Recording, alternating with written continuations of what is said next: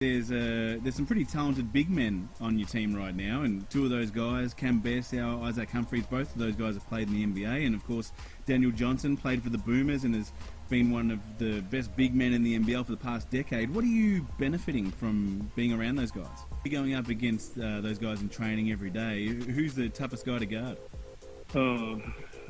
Ngunit bago yan, huwag kalimutang mag-subscribe sa ating channel at mag-follow sa ating Facebook page para lagi tayong updated sa mga latest nating videos.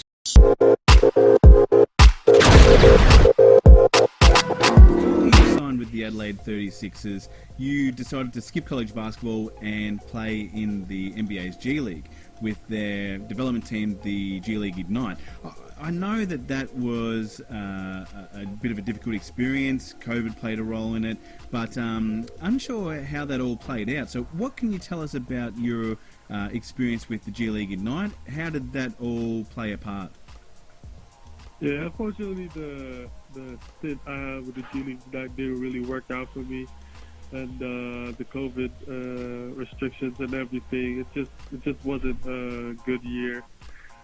But moving forward, my agent Joe Bell, he has a really good relationship with our GM Jeff Van Groningen, and they connected, and both have mutually said that this will be playing for the 36ers will be a good chance for me to develop and also showcase my skills and my talents. And me being here, I just want to do the best that I can to help this team win, and and help this team get to the playoffs, and be the best player that I can be. Because you could have played college in the US, but decided to go the G League route. And can you share anything with that decision?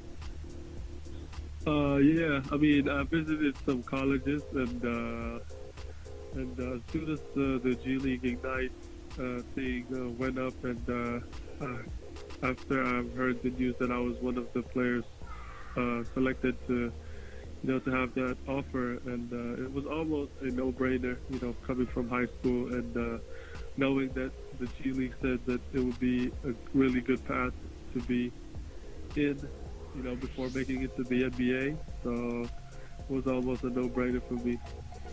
And then I'm interested to know, like you said, your agent, sort of good friends of Jeff Van Groningen at the 36ers, he informed you about that being a pathway. How was that presented to you, sold to you?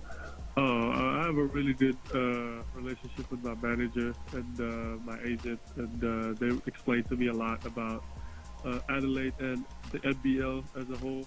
And I've watched a couple of NBL games, a couple of seasons, and just watching the Australian national team as well on FIBA, and just seeing the progress they've made, and just seeing that how competitive the NBL is, and how this will help me make it to the next level. And I'm taking it step by step, and I think it's a really good move for me to get to Adelaide and to play here.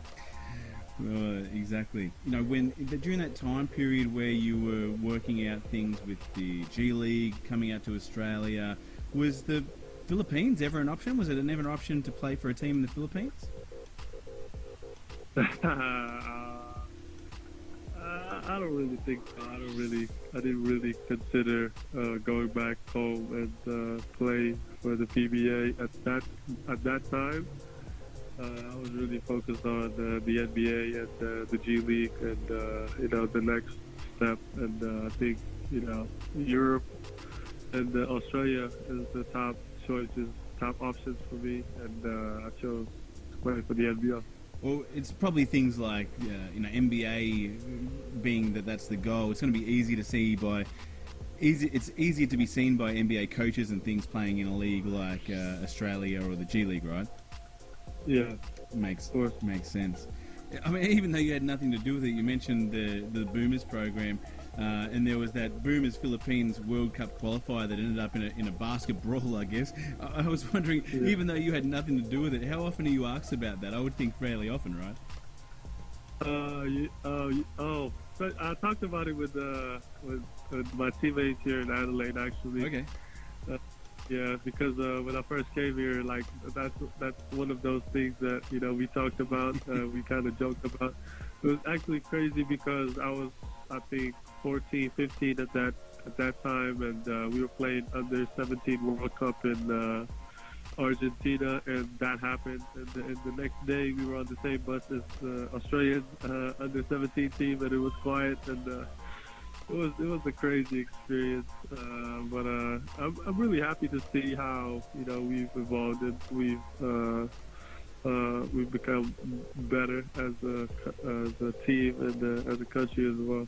Any time you mention the words basketball and Australia and the Philippines together, it often drifts towards that game, right? Yeah, true. And what about the Filipino senior national team? I know that that's a goal of yours as well, to play for the team, and there was an opportunity there at the FIBA Asia Cup qualifiers earlier on in the year. Tell me about, I guess, where the national team sits with you and plans on playing there. Yeah, I played the national team this May, June. Yep. And it was really fun. It was a dream come true for me. We played. The team is mostly young guys. The pros in the Philippines didn't really play, so we were consistent of the young guys. But I think we've exceeded a lot of expectations. Yeah, it was a really fun experience, and I really can't wait to play with the older guys and to have the best team possible and to beat other teams. There's some pretty talented big men on your team right now, and two of those guys, Cam Bairstow, Isaac Humphries, both of those guys have played in the NBA, and of course Daniel Johnson played for the Boomers and has been one of the best big men in the NBL for the past decade. What are you benefiting from being around those guys? Oh, it's a lot. It's just really so much to learn from those three. As you said, Isaac Humphries and Cam Bairstow, they've been to the NBA, and just watching, especially Cam Bairstow, just watching him, on how to be like a professional, how to take care of your body, your mindset. I just learned so much from them three. They're three big men, but they're three different type of players. So I just practicing with them every day, battling with them, battling against them every day. It's a big thing for me. It's like very thankful to be part of this team and to have them as my teammates. You're going up against those guys in training every day. Who's the toughest guy to guard? As I said, the three very different players, and it's just equal for me. Like some days I find it difficult to guard Isaac, some days DJ, some days Bairstow. It's just some guys have good days, and they're just equally really good to me. Yeah. Well, you played the game on the weekend. That was your debut game, and in a small amount of minutes, like we said, did pretty well, especially at the defensive end. After the game, Coach CJ Bruton mentioned that he was happy with how you took the court, but there's also some work that still needs to be done. When you think about that, what does that look like to you? And of course,